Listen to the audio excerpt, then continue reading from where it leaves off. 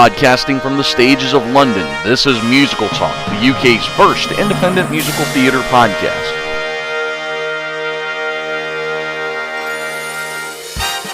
Hello, welcome to this week's episode of Musical Talk. In case you haven't noticed, Lord of the Rings has recently opened in London's West End at the Theatre Royal, Drury Lane.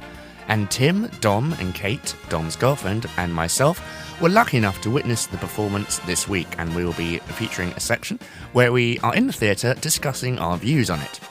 In our second section this week, Tim, Thos and myself will be discussing the wonderful musical that is Ragtime.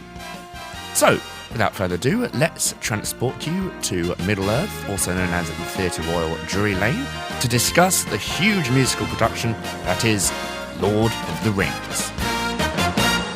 We are climbing the stairs in the Drury Lane. We've gone up a couple of flights, and I think there's about 20 more to go. Nick is here. Nick, what are your expectations of the show? They're great.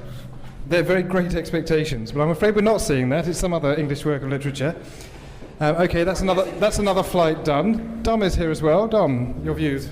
Well, I mean, I'm looking forward to it. I still don't know how they're going to do much music in it, though, but if it's a musical, it should be quite good. Yes, well, is it a musical? This is our question. We've heard contradictory things. I have heard that it is. Our third flight is now down. We've done our third flight. Just to update. As you can hear, Dom is getting increasingly breathless as we go on. He's singing musical. Okay, we seem to have reached a sort of plateau in our journey. Do we have to go a little further? There's a bar ahead. Fantastic. We're now just in the auditorium, and we can see some. Well, it's a pretty big transformation of the whole Drury Lane Theatre, which is a pretty big theatre. Nick, can you describe what we're seeing? Well, basically half the theatre is a forest, quite literally. If you think Wicked has a lot of vines, you should come and see Lord of the Rings. Yeah, it's absolutely true. It is particularly vine, women and song, in a way, we're expecting to see tonight. We have the stage is dominated by a giant, well, I can only describe it as a giant ring, quite frankly. That's all I can say about it. We have a number of hobbits on the stage. They're out there. They say Middle-earth comes alive 15 minutes before the performance. And now 5 minutes before the performance. Okay, and it's looking reasonably alive. And we have quite a good view of the stage as well. Yes, we can certainly see it pretty well from here. They've covered all of the boxes in all of this creeping foliage as well, which is kind of really fascinating. They're also the worst seats in the house. Yeah, it looks set to be reasonably spectacular, I have to say. Very full house. There's a firefly flying around. Describe what we're looking at. I think Tinkerbell's in the show. I knew she'd turn up somewhere. So, yes, there is a circulating firefly where... Well, yeah, the hobbits seem to have taken an interest in it, and they're trying to catch it. While behind us, they're selling bottles of water and Maltesers. That's quite good. That's exactly the Middle-earth experience I was kind of hoping for, I have to say. They're trying to catch this firefly and not having a great deal of success because it's obviously a torch. Maybe they will catch it eventually. The suspense, actually, I have to say, is almost hurting my liver. So look, let's just take a little straw poll. Nick, are you generally expecting to enjoy this? Yes, because I like spectacle performances. I like shows with big sets and lavish effects and magic, and I can tell that this is going, and projections. Right. And I can tell that this show is going to have a couple of things. I'm at the moment staring at a couple of circular fans, which are... I know, there's lots of fans of Lord of the Rings, and it's a pity the circular ones have to come and block our view. No, I mean, there are real turbine fans. I have to say my expectations are, I'm a little more jaded perhaps than Nick is. I've read the books, I've seen the films, I enjoyed the films. I'm not necessarily expecting, and we'll re-examine my views at the interval, this to be a very, very serious attempt to interpret the books. However, it may be, I'm certainly expecting spectacular. Kate, we need some of your views, your expectations of the Lord of the Rings. What do you think it's going to be like? I don't really know what to expect right now. The stage looks good. There's some strange small people walking around on stage in costumes. Hobbits, I think, is the technical term. Hobbits, they're called. I don't really know what to expect, but I'm looking forward to it. I'll let you know. I'll let you know if it's lived up to my expectations. Tom, generally positive or negative expectations at this point? I've been a bit cynical, so what about you? Well, no, I'm quite positive. Like Guy said at the start, I don't really know what to expect, but the stage looks fantastic. I don't know how many trees they destroyed to make it, but it's really worth it for the theatre-going audience. And something's going to happen in the middle there. Something in the middle, there's like a disc with a black bit in it. Something is going to appear, and I'm really excited about it. It's their carbon footprint for killing all those trees. That's what it is. Yeah. All right, well, we're going to go into the show shortly, so we'll come back to you in the interval. Okay, so the curtain has just come down on Act 1 of The Lord of the Rings. In rapturous applause, a very enthusiastic reception here. Dom has some views. Dom? Well, no, according to the accents of the cast, the hobbits come from Dorset. That's correct. Or Bristol. Or Bristol. Aragorn, is he kind of American? Is he, well, I thought Gimli was Irish the elves are all from the RSC. The elves are from the RSC. Boromir is Scottish. Yes. So obviously, then that means Mordor is in Scotland. Mordor, as I believe is the correct pronunciation. And they're protecting the Scottish-English border, and that's It's like that whole Hadrian's Wall thing. Yeah. Okay, Nick. Best musical I've ever seen? No. It is a musical, though, isn't it? It definitely is a musical. It took half an hour for there to be an applaud. This is not your typical, here's the song, here's the end, here's the applaud, here's the continuation. But I mean, there are definite musical. I've counted about sort of 5 or 6 definite musical numbers, and there is a lot of diegetic music in here. There is indeed diegetic music. There's music. Of let's sing for a reason, not as opposed to let's. Well, or not for very much of a reason, but let's just sing because we kind of, people in this world happen to sing. The thing is, my problem with that is that this is exactly what they cut normally from all of those sort of terribly long, sad-sounding folk songs, is what they normally cut from adaptations of Tolkien, like Tom Bombadil, and indeed is not here, but normally gets cut precisely because that stuff is so dull. And I'm sorry to see some of it here, but... Well, no, actually, Kate and I had a brief discussion while Act 1 was happening. Very brief. A lot of the stereotypes are playing up here. One of them was they had one number which was when they got to the inn, yes, and it was kind of a hillbilly twang to it, and it was kind of like, you know. Well, I must admit, I was thinking in the Bree number, in the Prancing Pony. Now, that number does have a plot function, which is that Frodo puts the ring... Well, I won't reveal the plot, but yes, I will actually. That Frodo puts the ring on at the end of it, although it doesn't really fulfill that function. I was just sitting here thinking 7 brides for 7 brothers. And it's where they're building the house. It's exactly that moment. They're doing all this leaping up and down on the planks and stuff. There was a lot of... I can't remember the person who did the choreography for 7 brides for 7 brothers.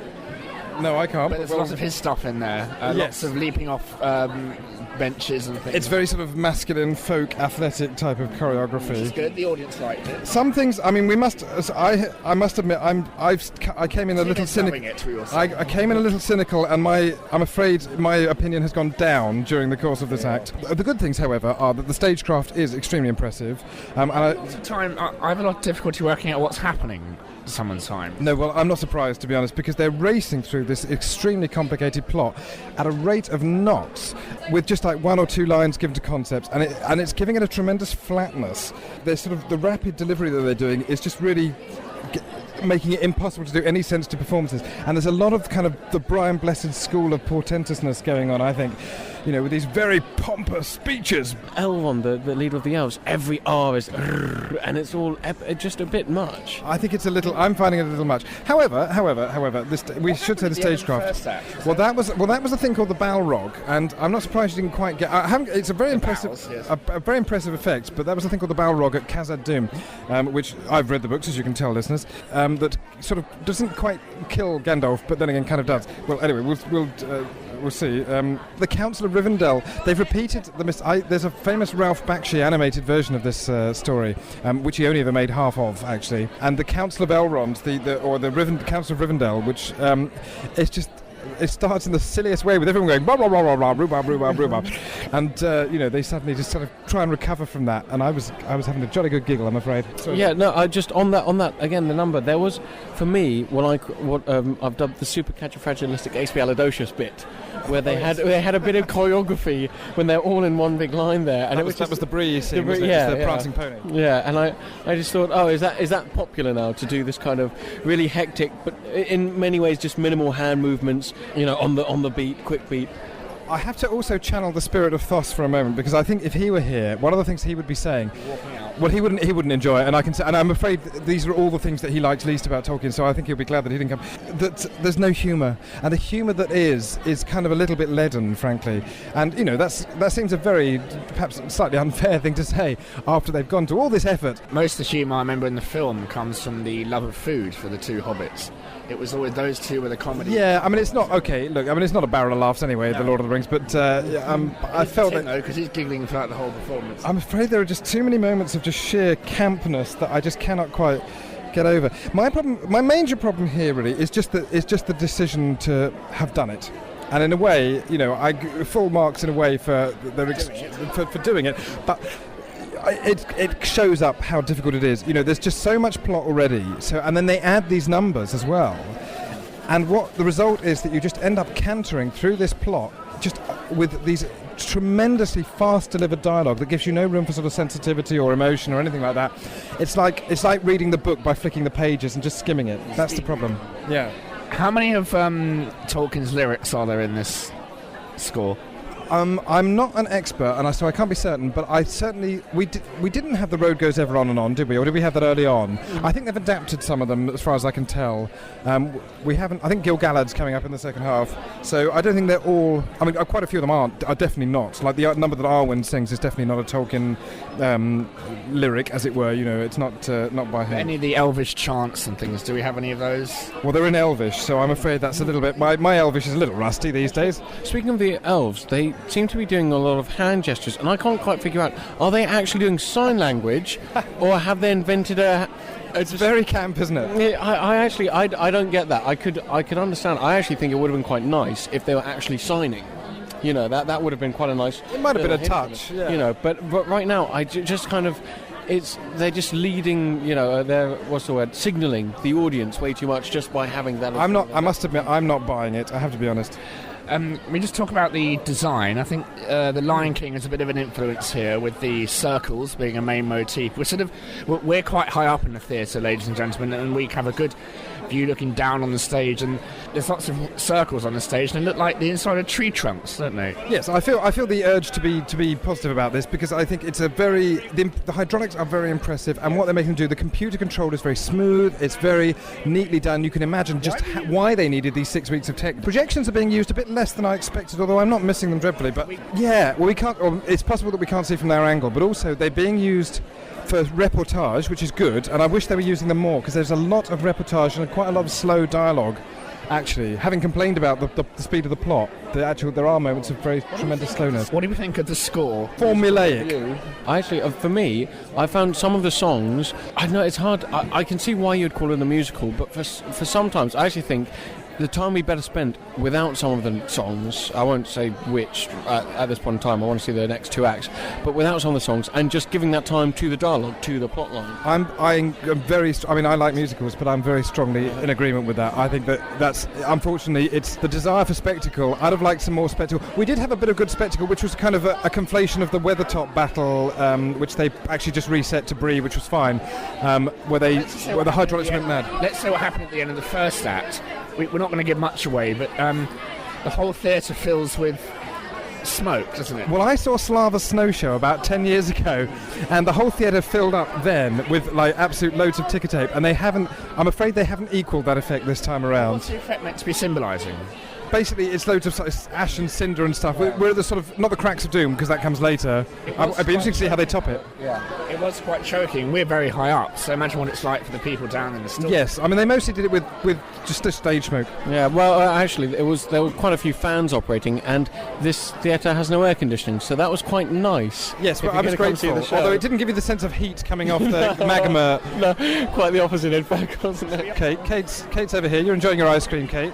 What are you making of it so far? We're one act into 3 acts, so it's a game of 3 halves. So we may see some changes. What have you made of it so far? I'm really enjoying it, but what I think is most interesting is the accents.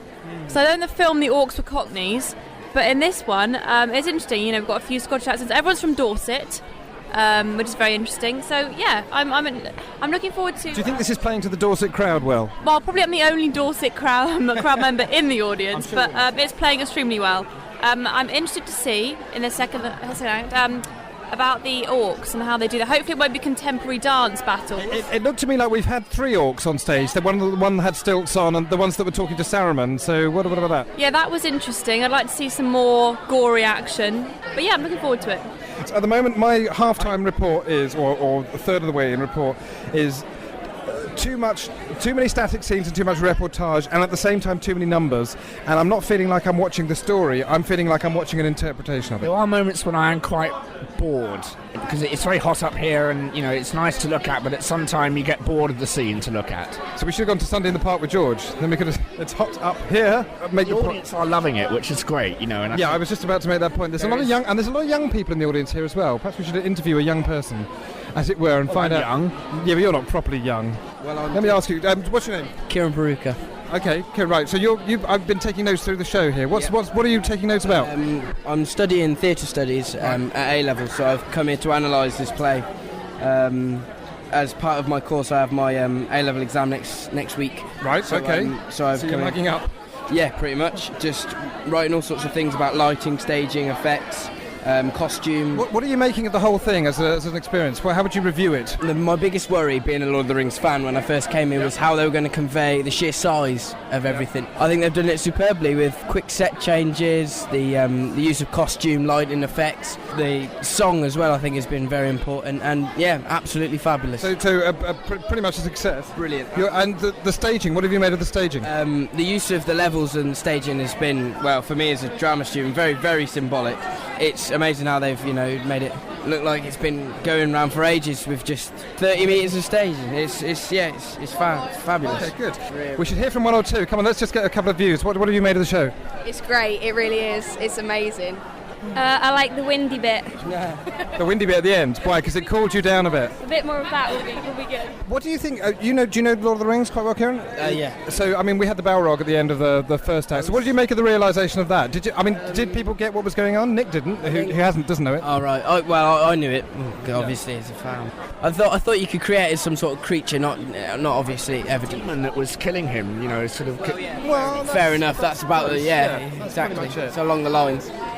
I liked the quick glimpse we had of the Uruk-hai and the orcs. They looked good, and I'm looking forward to seeing them. Okay. Do you think people might be fans of the thing might be put off from coming to see it because they think it is a piece of musical theatre? Possibly. Like I said, I was a bit anxious that they wouldn't be able to convey the sheer size of it, which is so apparent within the books and the film. But yeah, absolutely stunning. Great. Okay. Thanks very much, Kieran. Great review there. What special effects do we have to come up that you'd like to see? Well, we can't be certain because obviously they are cutting a lot as they go through. Obviously, we have the cracks of doom themselves to turn up, and that's awfully painful. Yes, indeed. Well, I've had them, but I'm fully recovered now. Mount Doom and the entrance to Mordor. There's a lot of battle scenes. For example, Isengard is a major part of the Two Towers in the second book. Whether we'll get to see a lot of that, I don't know, because we haven't seen a lot of battle-y things yet, have we? There's a battle in the Mines of Moria, which they don't really do in this production, which I think was very wise, considering how well it was executed in the film. My views are coloured quite a bit by the fact that I've seen the films, and the films are such a spectacular realisation. I'm glad to see how theatrical the design is, though. We have heavy use of sheets for, the old-fashioned style of using water for sheets for water. And there's lots of theatrical elements, and you can tell they're not influenced by the film at all. No, it's they are a bit, but I think it is slightly cinematic in points. But certainly it's a piece of theatre. The lighting is fantastic. Yes, wow. What's particularly noticeable about it is that it really is very immersive, and the lighting almost moves the action along, which I've never seen before. The lighting sort of.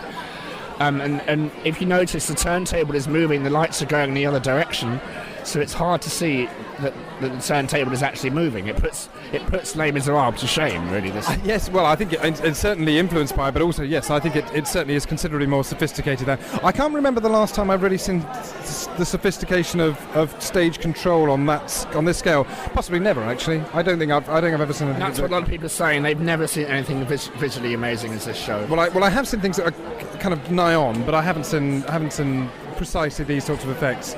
There really is nothing I've ever seen like this, and we're back to start again. I think Middle Earth is about to reopen, so we'll talk to you after the second and third acts.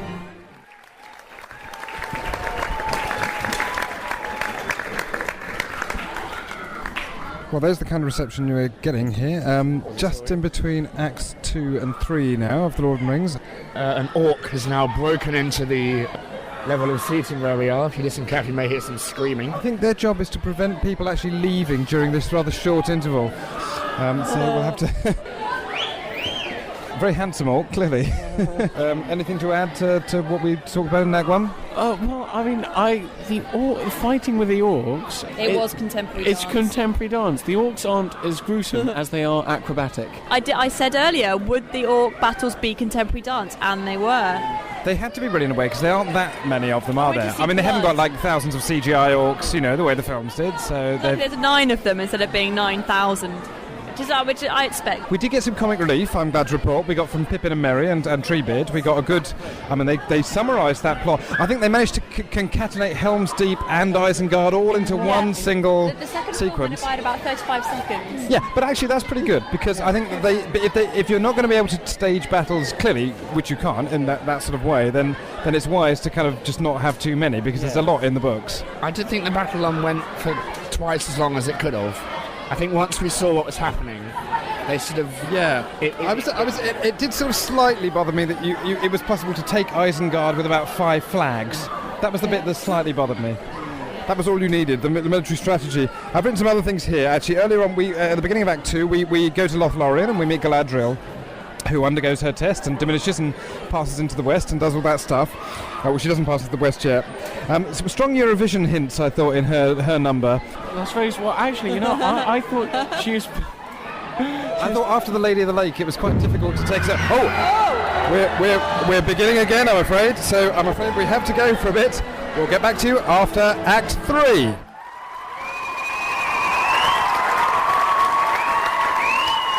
Booming reception there for The Lord of the Rings at the Drury Lane Theatre. End of Act 3. Any reactions, Nick? I couldn't help thinking throughout the whole show, if you're going to have songs in it, either make it through composed, Yes. or don't have any songs at all. And I couldn't help wondering what the use of... I didn't... they were singing songs, being loud, lewd, lad, lad, and I didn't understand what the heck they were saying half the time. I didn't know what the point of some of the songs were. Those are the English ones. We had the spider, the fantastic spider Shelob. A bit Doctor Who, I thought, but not... I mean, obviously Doctor Who has pretty good We effects. have to talk about Gollum's entrance. Incredibly imaginative. I think. Yeah, he crawled on across the proscenium, or it wasn't the proscenium, but the front, the thing that they had at the front.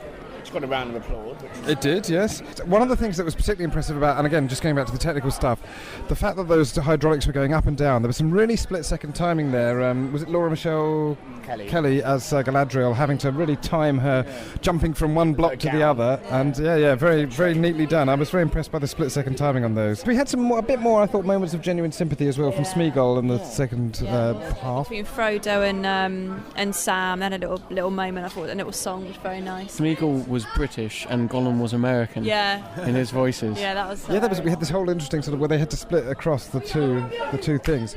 No end of the act number, though.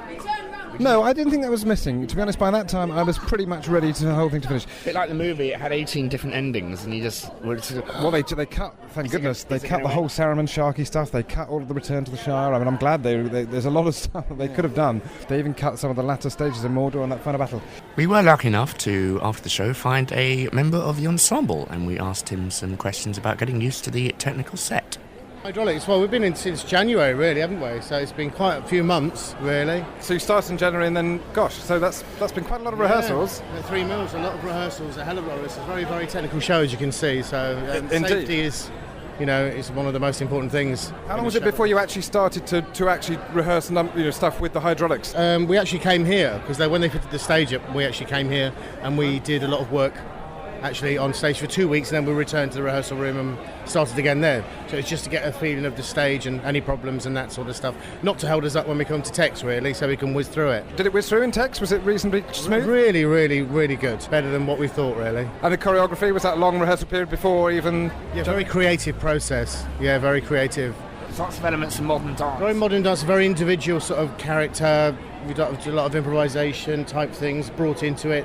How would you be as that sort of, that sort of concept, really. The lighting was extremely tightly planned around sort of the moves, so presumably that came in a little later. And the lighting just blows me away. I absolutely love it. I think it's incredible. I forgot to say that because I think hand on heart, I really do think it's amazing. Presumably it's keeping you fit? It's keeping me very fit. I'm not size 0 yet, but we're aiming for that. Fantastic job. Thank you very much indeed. Cheers. We also caught up with some audience members to have a quick chat with them. My name's Jill. Okay, so Jill, you from the States by any chance? Okay, whereabouts in the States? Portland, Oregon. Okay, from Oregon. So you thought it was a little long. Why? Because it was. Because it was, okay. So you're enjoying stretching your legs outside? Very much. It's been a long day. We saw Wicked, we got caught in the subway, we did a lot of things today. So you've actually seen quite a lot of the best British stage technology today. How did it compare to Wicked? I loved Wicked. Okay. It's the fourth time I've seen Wicked, so I love Wicked. Okay, that's so. Good. So what were your general impressions of the show? I liked the special effects were great, the staging was wonderful, I just thought it was long. I liked the music. It was just too much dialogue maybe, and it needed to move a little quicker. Yeah. What about the songs? Did you enjoy the songs? I like the songs. I couldn't sing any of them for you, but I liked them. I like the music itself. Yeah, very Celtic kind of music, which I enjoyed. Okay. Yeah. Good Celtic music. Did you ever see the films? Did they compare? No, actually not. Do you think that helped? I think it. Yeah, I think so. Although I think I understood the story, but I think definitely seeing the film or reading the books, which would be nice. But yeah. Okay, good. All right, you're taking a holiday over here, I guess. And, yes, theatre holiday. A theatre holiday. So you've seen Wicked and Lord of the Rings today. What else? Yesterday we saw Spam-A-Lot and Sound of Music. So okay. So Spam-A-Lot. I thought of Spam-A-Lot a few times during this show. I know that was the Lady of the Lake and Galadriel. Right, and it's true. I did Cirque du Soleil too as they were coming down. It seemed like there were a lot of things that were. And Tarzan. Yeah. Okay. And with the jumping guys were like the jumping monkeys. We're derivative of other shows. Yeah. Okay. All right. Thanks very much for giving us your views. So, what's your name? Lucilla. Okay. And you've just seen the show. So, what did you make of it? Well, it was amazing. The music was great, and the visually it was awesome. Like the stage, all the movements, all the so perfect. I couldn't see anything wrong on it, and looked very hard. All those people wearing all those crazy stuff on their feet and stuff. It's very amazing. Do you see many musicals? I do musical myself, like for 10 years. But yeah, I do watch a lot, and it was great. Did you think it is a piece of musical theatre? They've kind of said it sort of isn't a piece of musical theatre. I mean, it looked like it to me. What did you think? I think for me it's more like a theatre that has some music on it, if you know what I mean. Like, it's not a musical, it's more like very good theatre but with some great music on it. Okay, that's great. Thanks very much. Yeah, nice. sure. Okay, so we've now repaired to the bar, and where we can gather our thoughts a little bit about this whole experience of Lord of the Rings. It really was an experience more than a musical, I think. Well, this is the spin. The spin is that it's an experience, it's a spectacle more than a musical. I have to be honest and say I thought it was a musical. There, I've said it. A naff Las Vegas show, didn't you? That was. It is quite Las Vegas-y as musicals go. It's more like the sort of Las Vegas version of Phantom than the original. Well, I actually thought that after the second act and the third act, it was kind of like a 1980s musical with the lighting. You know, when Galadriel was on a sort of podium and this big gold light was behind her. It was, what was that, like Camelot or Arthur from like the 70s or 80s in New York. It didn't really speak to me as like a 21st century musical, except for what Nick was saying during one of the breaks, which was the spectacle of it all, which is the 21st century, go to see something that can combat a movie. Reminded me a lot of Cirque du Soleil. I mean, that is 21st century, and I think there were elements, I mean, even with the orcs and the way that they use kind of different animatronics and different ways of, using their bodies, that was very Cirque du Soleil. So in the moment, in a sense, I don't know, it was a musical with spectacle qualities. Certainly Cirque du Soleil meets The Lion King, I think. I mean, we were talking earlier about what hydraulics we've seen before, and that the main gimmick of the show, to call it the main stage revolve, is very similar to The Lion King, and the fact that sections can raise up and go down and twist. And some comments on the third act. One of the things that I really felt throughout the whole thing, actually, and I think this is kind of an endemic or a sort of intrinsic weakness of the approach, or indeed of choosing to do this as a stage show at all, really, it's just that they cannot show the story, because so much of the story is actually just it's a series of battles, isn't it? And that's kind of effectively what you've got. And you get a certain campness. Because they can't do it, they have to stylize it, you have to sort of show it through dance. And I put here on my notes, I put Shakespeare battleitis, in all those Henry plays and all the histories you've going on. There's someone dying behind me, but that's all right, it's just an orc, I expect. Yeah, you have a series of reportage sections, basically, where people run onto the stage and say something's happening over there, and then, there you go, that's what's happening. What did you make of the spider? One thing, again, I like about this show is that it's all very theatrical. There's no attempts for it to be realistic.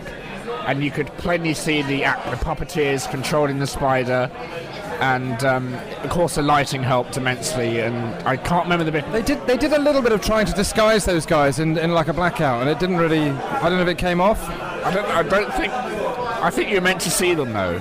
I mean, I think it's all meant to be, as I was saying earlier, it's all very lots of use of material in the show for set pieces. I mean, the set. People say the set is amazing, but really there is no set.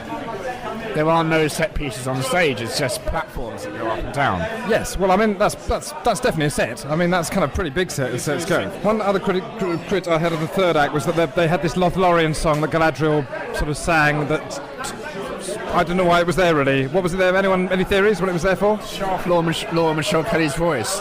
I did get a sort of slight whatever happened to my part, Lady at the Lake thing going on there. I wasn't sure. A very, very, very good singer. Fantastic singer. We should praise the cast because it's whatever the conception of the show and the execution, some very strong performances in there. I thought Laura Michelle Kelly particularly, especially as well. The guy who played Smeagol. So yeah, also a strong performance. We can't be absolutely certain who we saw because there's a double casting thing going on here, and at least two people play the parts and on different nights. So it depends who we saw. I thought the cast did a really good job because it's really difficult characters, and you're convincing kind of I think a cynical audience. You know, people who've seen the films, if they haven't read the books, and they've got to convince us in a long 3 hours of who they are. And so Smeagol was very good, very entertaining. Galadriel, really good sing voice, just superb.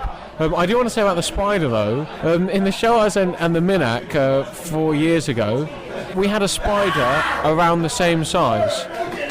The spider was around the same size as the one in the show, and sort of we made that for free. And so I wasn't as impressed with the spider as I was with the Balrog, who I thought was very good. Think of the Mount Doom effect with Gollum falling into the. Oh, I thought that was very impressive. Actually, that was the best bit of stagecraft in it, probably. Okay, I think we might leave it there and back to another Nick in the studio, the Nick, as opposed to the Nick we have here. I'm going to run to the studio now.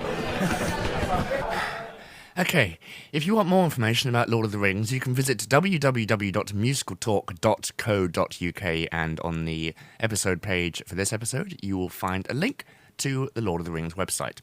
I really recommend you go and see this production if you can, to form your own opinion. And what I think was really interesting about our opinions is how they changed through the duration of our review. Now, Thos, Tim and myself are going to talk about the great musical that is Ragtime. So why did you pick it? And what stood out for you? Good or bad, really, I suppose.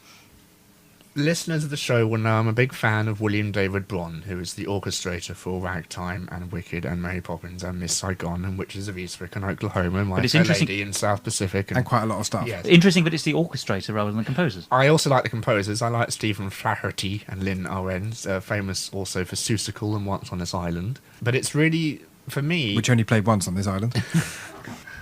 Well done. In Kingsway. For me, it's orchestrations that make up a song, because you can have something on a piano and, you know, it sounds nice, but if you have a full symphony orchestra playing it, you can get a feel of style and feel of emotion. Justin once said to us, you can't do sustained notes on the piano unless you hit the sustain pedal, which... No, or you wiggle your fingers up and down on octaves and stuff like that. Yeah, anyway, that's beside the point. And the orchestrations in Ragtime are brilliant. Yes. They won the Tony Award deservedly for best orchestrations that year. The songs are just stunning. Which I'm trying to think in the second half, the songs, I mean, if we were going to just do, maybe we'll just talk about the whole thing, but I mean, in the second half, I think the songs are maybe a little less...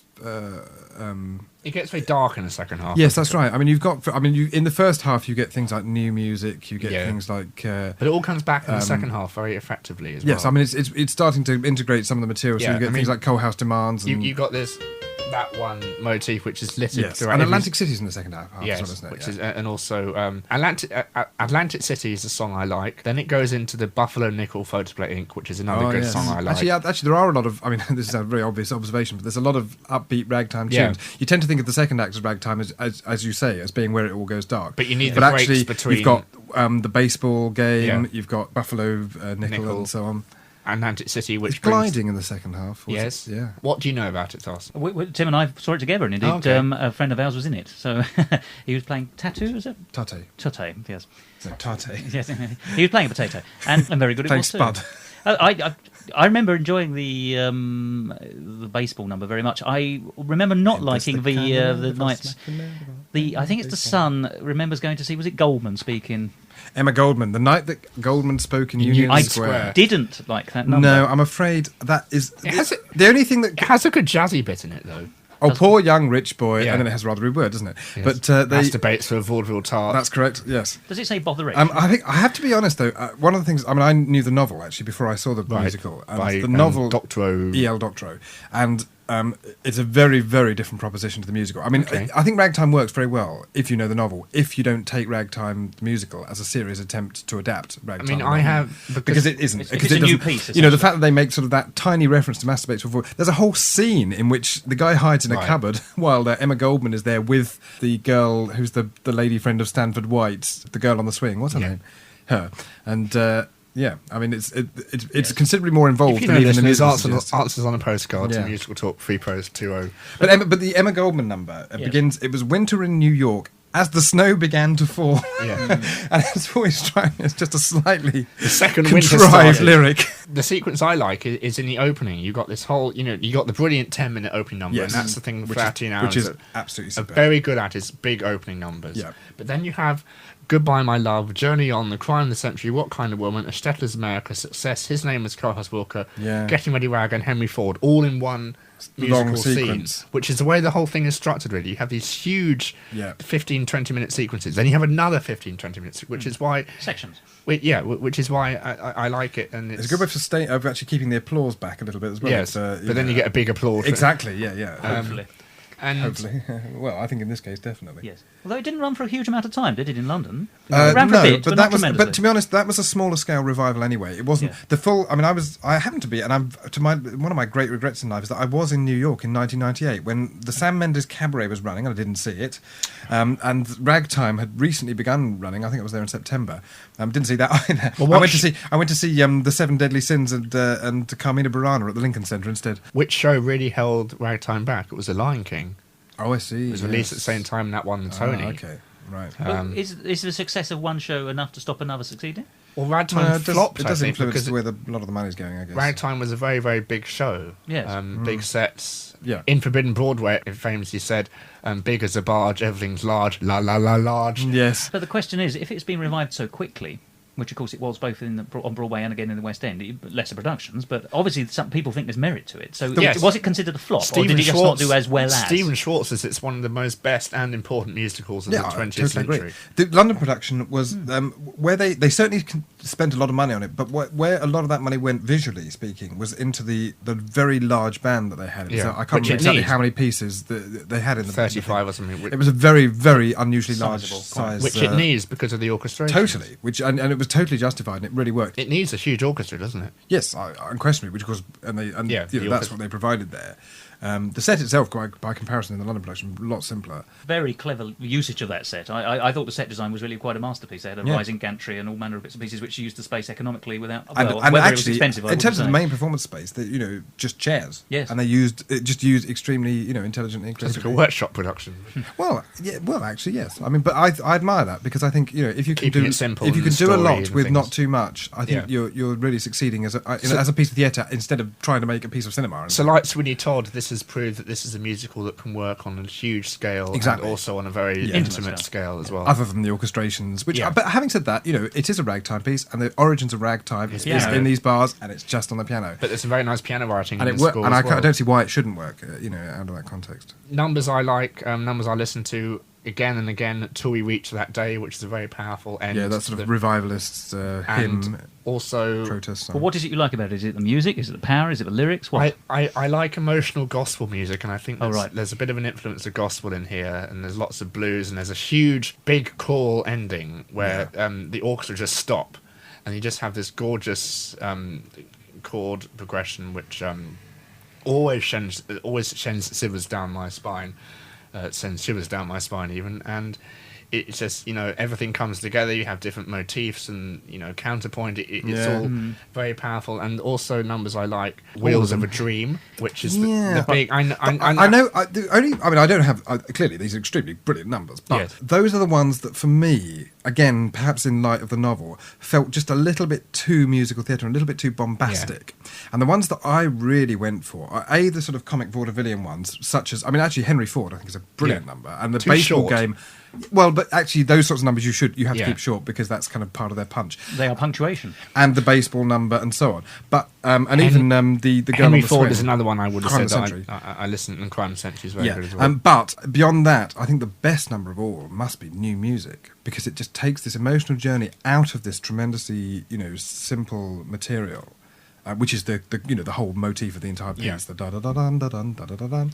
And that I found immensely appealing. In fact, I think it may have been the first thing I heard of it, because I think they televised a concert version. Also, Your Daddy's Son is very good. That reminded me of Caroline or Change in a way, with the sort of. Well, it certainly is a very powerful. Again, it packs a lot of emotional punch, and those are the ones. And indeed, Tate's Gliding. Yes. Although that's a little bit more cheesy, really. And it's interesting. We talk about composers writing motifs, but also what Bill Bond, the orchestrator, has done is he's used for each character there's a different orchestral sound.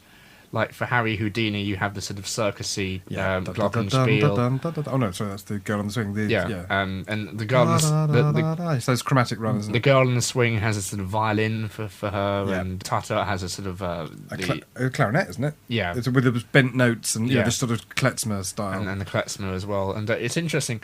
Stephen Flaherty, he had such difficulty writing the Jewish style music because all he could come up with, "If I were a rich man." Yeah, it's easy to do it in a very cliched way. And so you really need to listen. It's the orchestrations that make it sound Jewish, not really so much the melody. Right. Yeah, I mean, there are moments in A Shtetl is America, for example, where the harmonisation and the out of its modality or whatever it is that it makes it... and also this musical does what America loves and makes America great. Yeah, that's actually the big... Doesn't it also show the underbelly of America being a bit rotten? Well, this is actually one of the... I mean, from the point of view of the novel, this is one of the things that I think I can imagine somebody who knows the novel well getting a little bit justifiably annoyed by, really. Like you. Well, to be honest, I was prepared to buy Ragtime the Musical as a separate piece, yes. Exactly, as a separate deal from the novel, because they are very different. Separate, and, I think although clearly the characters and the plot and stuff like that are all shared, fundamentally the treatment is just different. And I think you're right. I think Ragtime the Musical is about sort of saying it's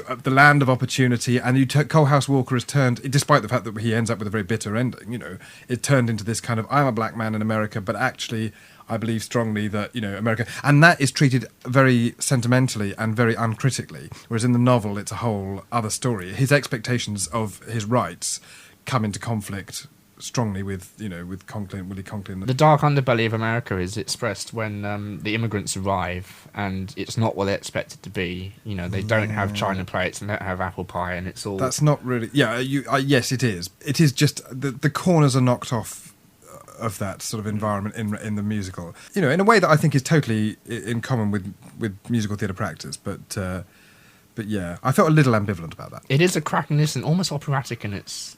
totally. way, and not many musicals come on 2 discs. It really is an impressive thing when there's about 40 songs in that thing. There are indeed 16 on the second disc and 21 on the first. Yeah, so it's really... Plus a symphonic suite at the end, as a little is, bonus, which is great. Very Gershwinian. And symphonic suite is absolutely really huge credit to Bill Bond there. Yeah, there's if I were going to pick out certain songs that I think show the sort of slightly more Broadway influence, you've got things like Our Children, and that sounds to me like a sort of classic Tisch School type of writing. They may be listening, maybe they would dispute that, but anyway, you know the kind of thing I mean. Like you listen to that and think, oh yeah, that's a musical theatre song. If I heard it's that, hardly of the era of ragtime. Yeah, it's a modern archetype. Yes, it sounds more poppy, but on the other hand, when you go back to things like Harry Houdini, Master Escapist, New Music, and so on, those are the ones that really just are absolutely flavoured with the period, and succeed. I think you have to have a bit of both, but and the opening too, how it blends all these, and the opening you can do a whole episode on, because it just really is excellent, blending all the characters, all the not so much motifs, but the different variations using instruments of the show's motif. Sure. Just starting with the piano, not too fast, like some people play ragtime. Some people sort of do ragtime. Sort of. And it should be very, very slow. And Scott Joplin can be very slow. It doesn't have to be. You say it should be. Scott Joplin never Scott Joplin always had it slow. But that's not the only way to do it. No. Let's be pluralist. Yes, come on, let's be fair. I'm Scott Joplin, but also Winifred Atwell. Different artists have different approaches. Floyd Kramer, yes.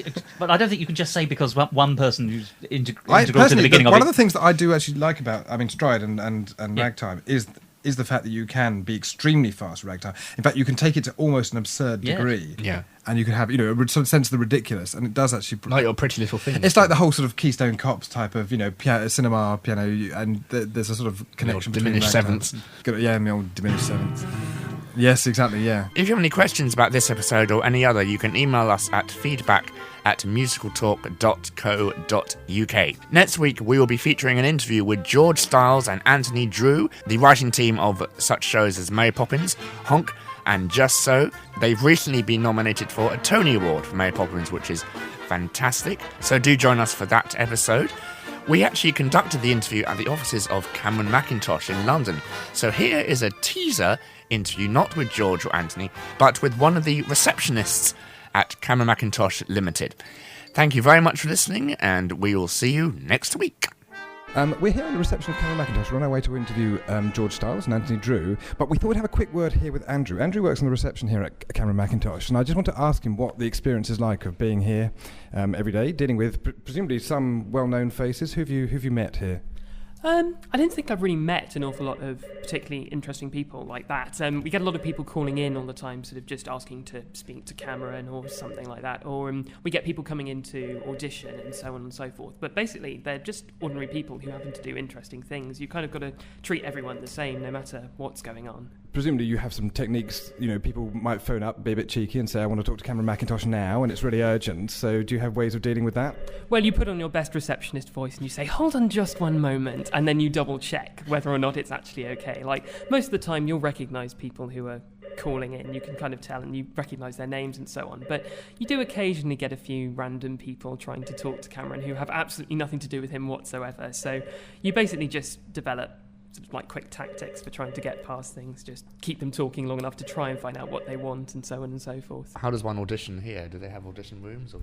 Well, occasionally we have sort of callbacks and things like that.